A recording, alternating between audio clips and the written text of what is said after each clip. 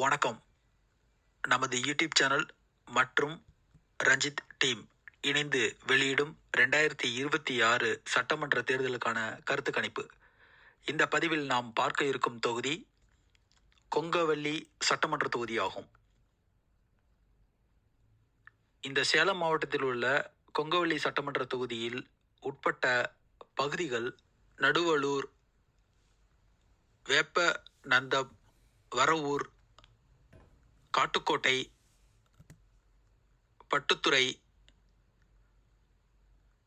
நாவலூர், பள்ளிப்பாளையம் கிராமங்கள் மற்றும் ஆத்தூர் வட்டத்தில் உள்ள சில பகுதிகள், கொங்குவலி வட்டத்தில் உள்ள பகுதிகள் ஆகியவை இந்த சட்டமன்ற தொகுதிக்கு உட்பட்ட பகுதிகளாகும்.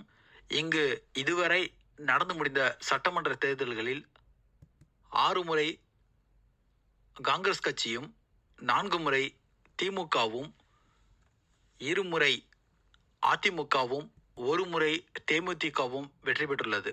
கடந்த 2021 சட்டமன்ற தேர்தலில்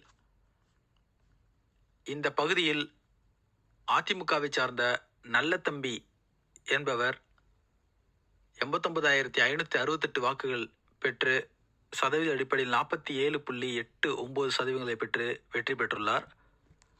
அவரை தொடர்ந்து தோல்வியடைந்தவர் திமுகவை சார்ந்த ரேகா பிரியதர்சினி 82,207 வாக்குகளை பெற்று 43.96% வாக்குகளுடன் தோல்வியடைந்துள்ளார்.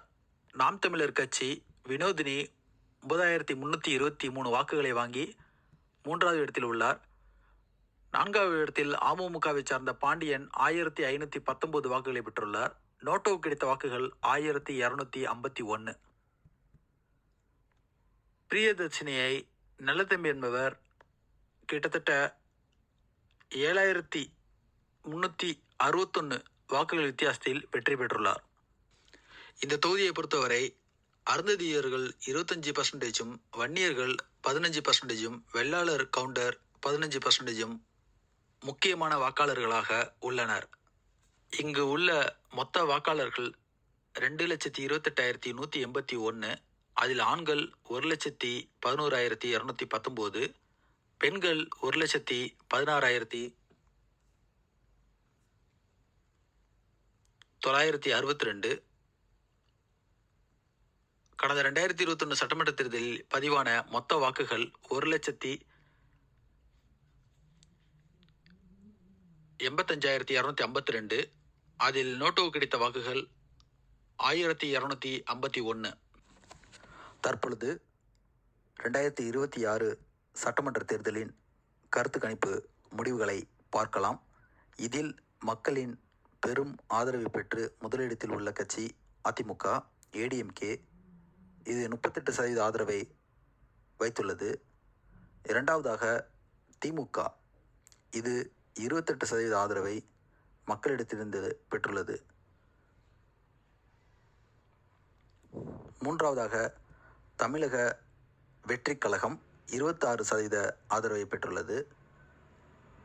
நான்காவதாக நாம் தமிழர் கட்சி 6% ஆதரவையும், இதர கட்சிகளுக்கு மக்கள் தங்கள் ஆதரவாக 3% அளித்துள்ளனர். இந்த தொகுதியை பொறுத்தவரை அதிமுகவின் கோட்டையாக இந்த பகுதி உள்ளது. இது மக்களிடம் நாம் எடுத்த கருத்து கணிப்பில் கள நிலவரத்தில் நன்றாக தெரிகிறது. மீண்டும் அடுத்த பதிவில் மற்றொரு தொகுதி நிலவரங்களை பார்க்கலாம். அதுவரை காத்திருங்கள். நன்றி, வணக்கம்.